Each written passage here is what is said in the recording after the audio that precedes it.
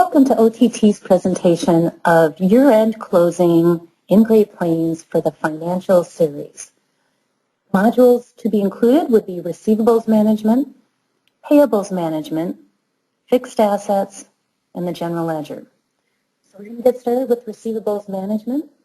And although receivables management is date sensitive on most reports and inquiry windows, there are some fields to be aware of that are not date sensitive and totally driven by the year-end close process. I'm going to go to the Smart List to demonstrate. Under Sales and Customers, created a year-end closing favorite, and I've pulled a few of the fields onto this list. So what you want to look for are fields that have YTD for year-to-date, LYR last year, and LTD life-to-date.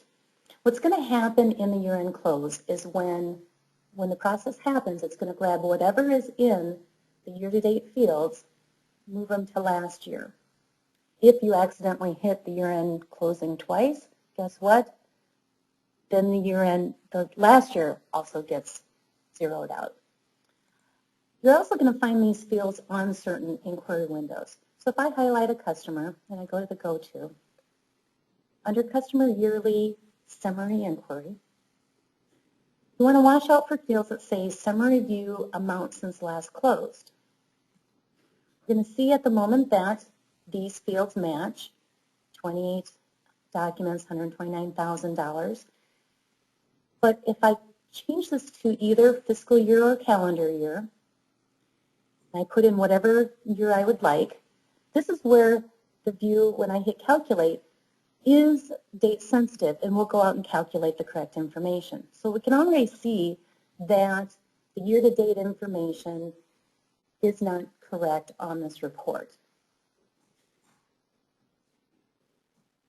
So one takeaway would be maybe you don't use those fields unless you plan on holding off posting any activity in the new year before you do your year-end close. The year-end close window is down under Routines, year-end close section. And if you choose to, if your calendar year, you can just leave this as all. If your year-end is other than 12/31, then you can choose fiscal and then at year-end do the calendar. The calendar controls finance charges. Go ahead and process. I'm going to print my reports to the screen. You may want to, if you want to save these reports, you could print them off to paper, or I recommend sending them to the printer, but using a PDF printer.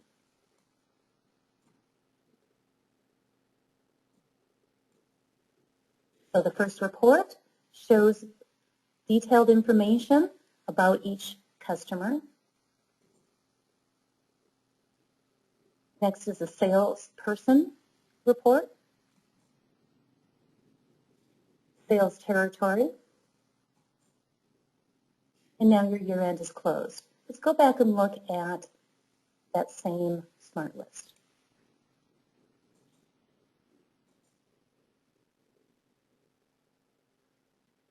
Now we see our year-to-date information is cleared out, things have moved to last year, and now we can start processing information for 2015. That concludes the receivable year-end close. We're now going to move on to payables management. Again, payables management, first step is make sure you've posted all those transactions for the year like you do each month. Then the second step would be to print any aging reports that you would typically do at month end. If you are printing the age trial balance with options, you do want to make sure that you are printing that timely. However, the historical age trial balance should be able to allow you to print that report. We'll go in to take a look at that report. So I'm going to go to trial balance. And the one with options, this is the one that you want to make sure you're printing timely. If you posted anything into the new year, that would not be accurate. So I would always recommend going to the historical age trial balance. at year end. Make sure that the print A as of date is the correct date. Typically, you would not have any restrictions. And then again, you could send it to the printer, PDF printer, or send it to paper, whatever your preference is. And then go ahead and hit print. If you wanted in detail, you'd have this box marked. If you wanted just a summary report, you leave it unmarked.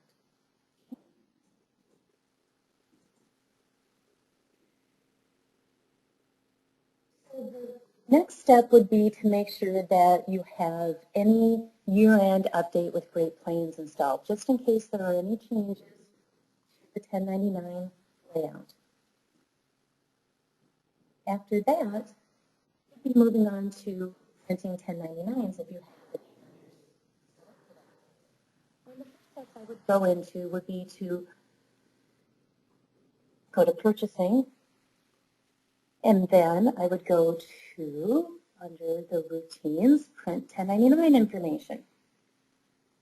I have an edit list I can print in the upper right corner. So I'm making sure that my year is 2014.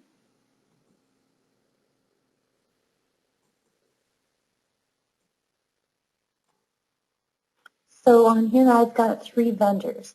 Now I would verify these dollar amounts to be correct, and if I find that an amount is not correct, maybe an invoice got posted prior to the vendor being set up for 1099 information, or what was captured might not have been correct, Great Plains allows you to make changes.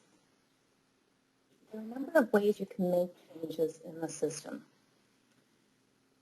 Certainly, the old school way of making changes would be going to under cards and then summary,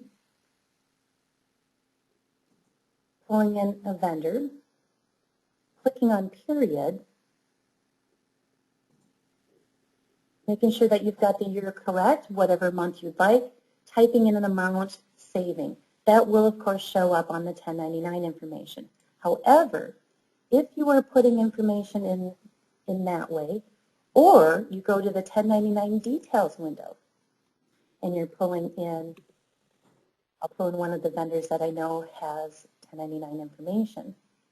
I could certainly also come down here to the specific box type and type in a dollar amount. I'm going to put in a large amount, 100,000, so we'll see it show up. Let's verify that we're seeing it print on the edit list. So now we've got $111,000. However, one thing to be aware of, when making changes in a summary type window, as these two were demonstrated, if you need to run reconcile, you go to calendar year, and then you might need to run reconcile if you question some of the other balances. What will happen is the 1099 informations that were plugged will get wiped out. Let's see that happen. Here's your warning.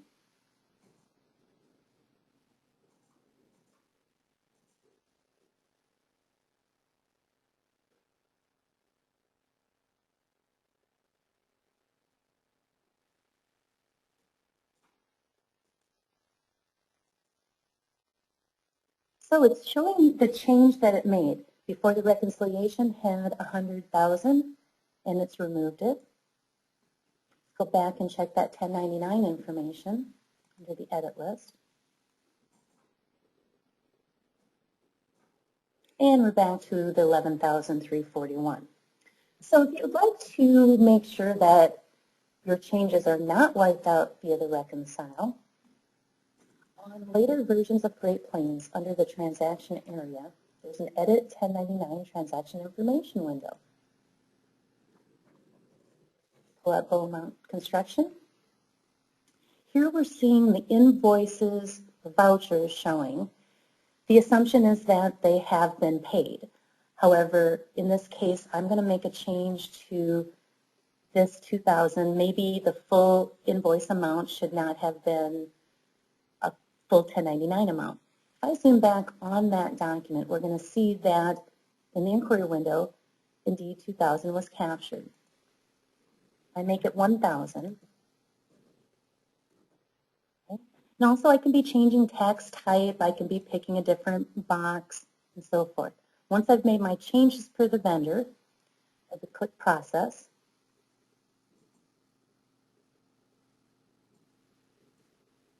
And I get a report showing me my change. Let's go check the print 1099.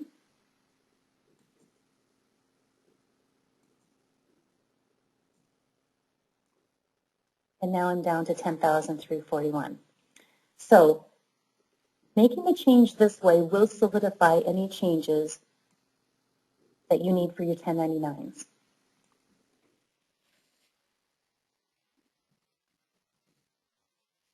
So when you're actually ready to print your 1099 forms, you want to make sure most folks happen to be using a laser printer. But if you are still one of those using the dot matrix, you'd leave it as continuous. Most of us are going to be switching to single feed, which is not the default, so you want to watch for that. Be entering in your federal ID number if it's not showing up here. If you want to have that default, you can put that in on the company setup window in the administration area. Once you've verified that your year and tax type and all your information is correct, the default is the 1099 form. I'm going to go up here and click on Print Forms. Now, I would recommend that you do have to go out and buy the forms. And I would just print one page. I'm going to go to the screen at this point to show that it is not printing the actual form.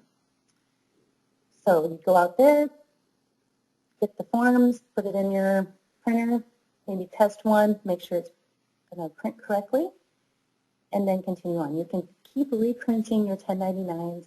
Nothing is being wiped out with that information. Once you have completed that, you are ready to close your payable year. And that is in the routine section, which is right under print 1099s. I'm going to go to year end close. Very much like what we saw in the receivables, that the year end close is going to have certain fields that have year to date, last year, and life to date. So again, hold off on processing any of those 2015 batches if you can, if you plan to use those fields. If you're not using those fields for reporting, then essentially you're just walking through the process and closing it. We'll go ahead and do that, see what happens.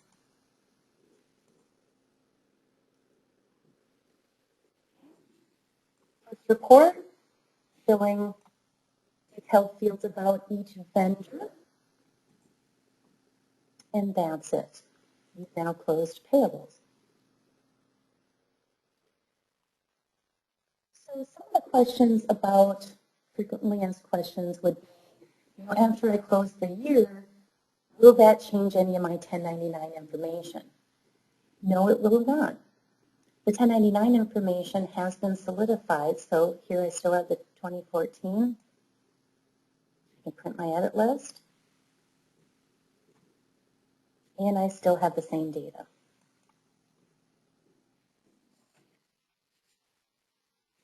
So moving on to the fixed asset module.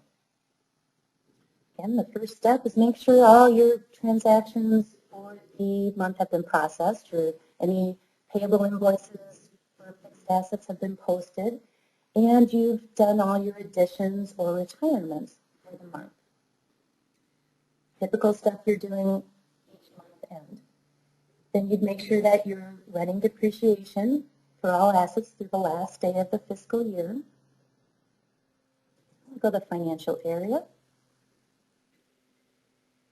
And under routines, I'm going to collapse the financial for the moment, and I'm going to go into the depreciate area. So in this case, you'd be running depreciation all assets. Your target date would be 12/31/2014, and you would insert all the books that you're ready to run depreciation. Some folks may just want to insert the internal book because that's the book that's going to be posting to the general ledger. Any other tax-related books like AMT or federal may be done later because you might be getting some information from your auditors or tax department on special allowances and so forth. So you don't have to have all the books completed at the same time. You run your depreciation, which I've already done. On this version, notice that, and I'm on GP 2013 R2 release, that we have the reverse depreciation ability. So if by chance you needed to roll this back, then you could.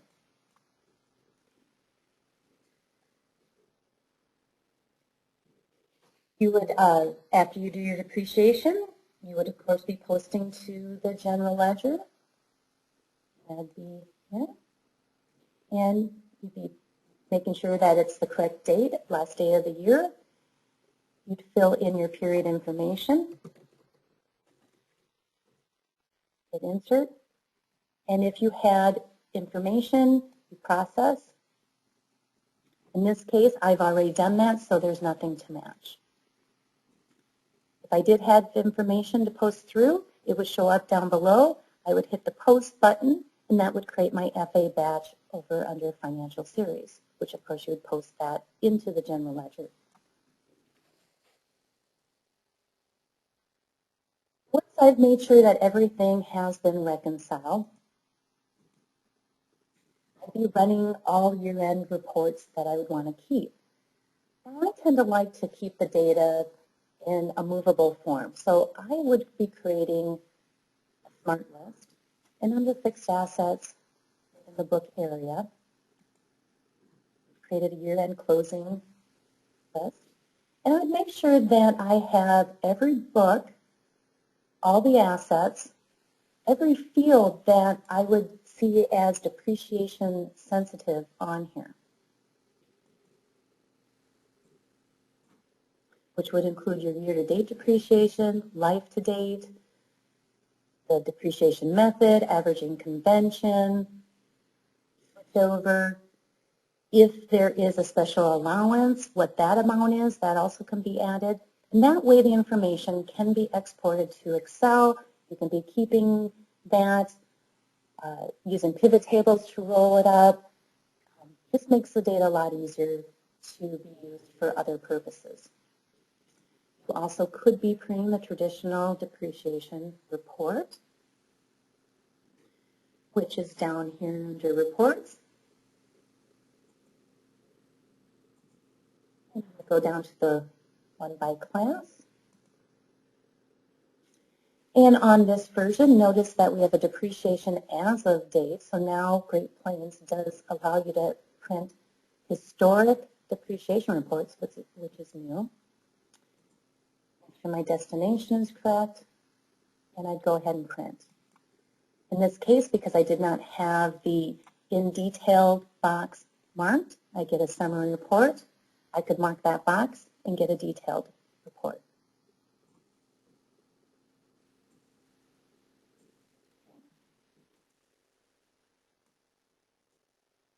I also might want to print other reports that I need for the year-end audit, which might include additions or retirements.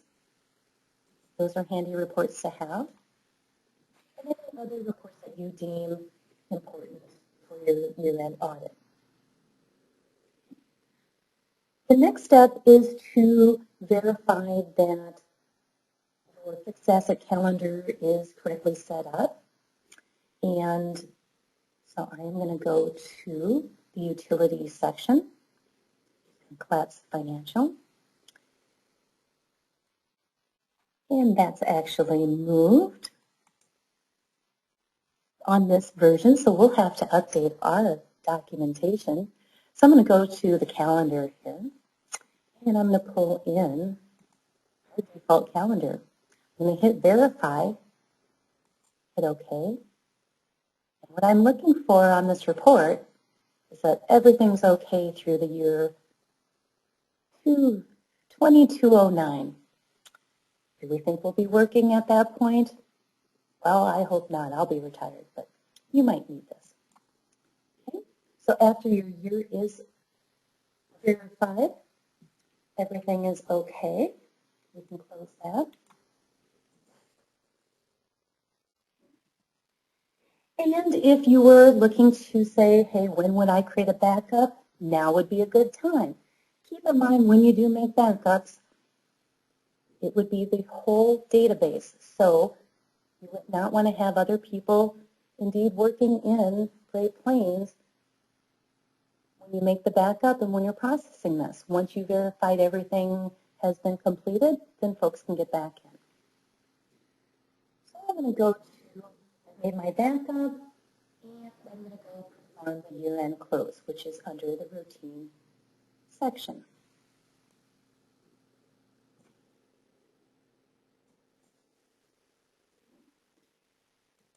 And then, as we mentioned, we don't need to run depreciation for all books. We also do not need to close all books. So I want to just make sure that the internal can keep going and I can have my tax books to be dealt with later. So I'm going to just insert the internal and hit continue and continue again. There is no report that will print showing you an indication that it has been completed. But we can go back to our smart list under fixed assets in the book area. That the year-to-date depreciation has been zeroed out. Now notice that my AMT and federal have not been because I did not close those books.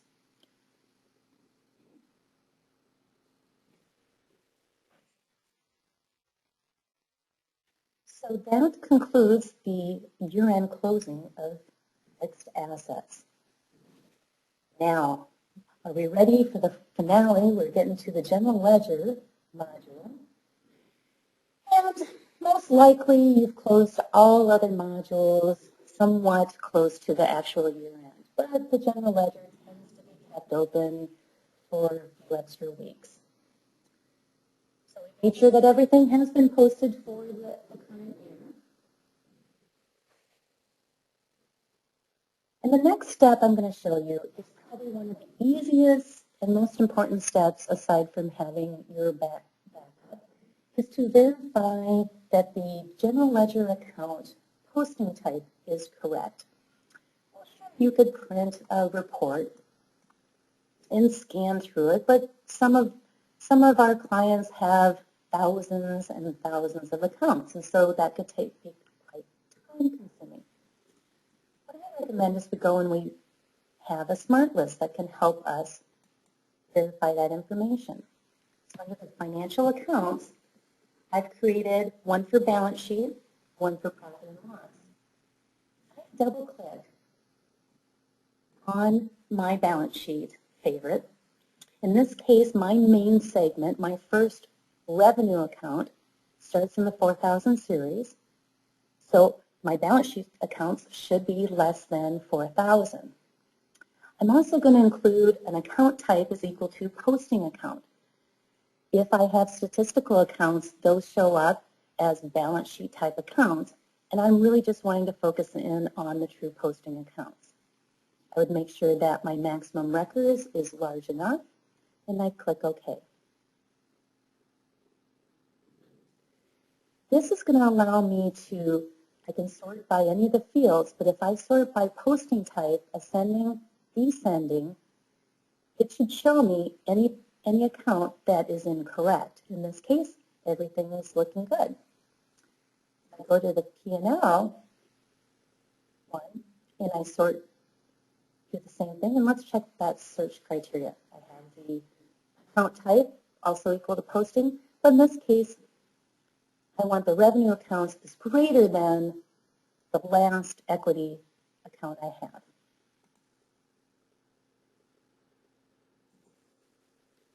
Okay, well, I see that I do have 3 accounts that are set up incorrectly.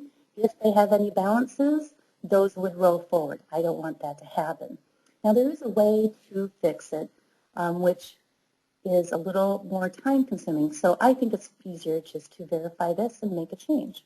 I'm going to double click and move this over here. Change it to profit and loss, hit save. Double click on the next one, make my change, and finally the last one. I'm going to refresh the list. Okay, it's completed. Now when I sort, everything's profit and loss. Easy peasy. So that is the most important step. However, if you do not take that time to do that, there is a way to fix that. After making those changes, it is recommended that you perform check links prior to closing, just making sure that your data is healthy. Now, if you run check links on a regular basis and you know that there have not been any errors, there's not an absolute need that you need to do it right before year-end close. However, if you haven't done it for a while or you're one of those folks that say, what's check links? That it's located under your Microsoft Dynamics GP and then maintenance check links. We're making sure that the financial series is selected. I've highlighted all to insert all of this, and you're going to note the number of records. Now, if you have not ran check links, this could take some time, and it's always recommended you have a backup before you run any file maintenance. Click OK, and it's recommended to print the report to the screen. I've already ran that, so I'm going to go ahead and close this and discard.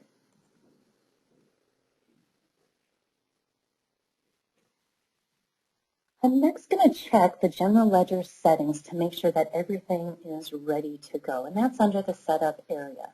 So I'm going to go to setup, expand, financial, and go to general ledger. What am I looking for in here?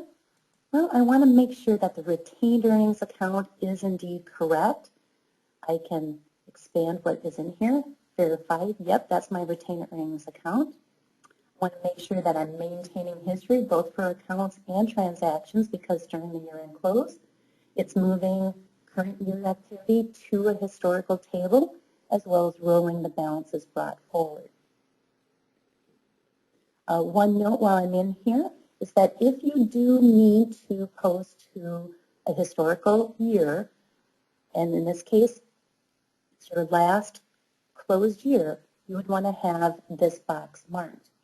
If you want to prevent people from accidentally posting to the historical year, you would unmark this. I'm going to leave it marked for the time being. Also, for folks that are doing budgets, you might want to mark the budget transactions. This has nothing to do with year-end, but by default, it is not marked. And so if you're using that feature and you want to see your transactions, you want to mark that. Okay, everything looks good. Hit OK. Made sure that all of my reports, trial balance, financial statements have been cleared. Keeping in mind, if I close the general ledger, I still can make adjusting journal entries, and I can always reprint my financials. If by chance I have not yet set up my new fiscal year, which I would assume by the time you're closing the general ledger, people have already been posting into that or needing to that. You would have gone to the administration area and you'd expand the setup.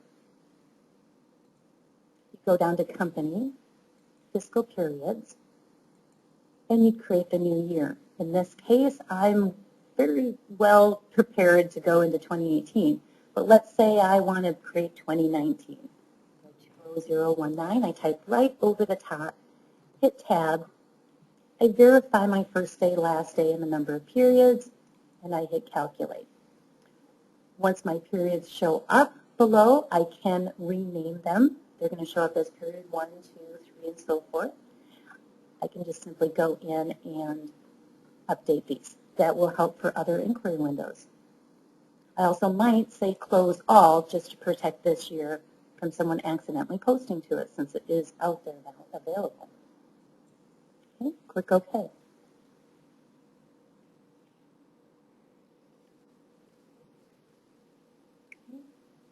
So the final step in closing the year is, at this point, you want to be making your backup, making sure that nobody is working in the company.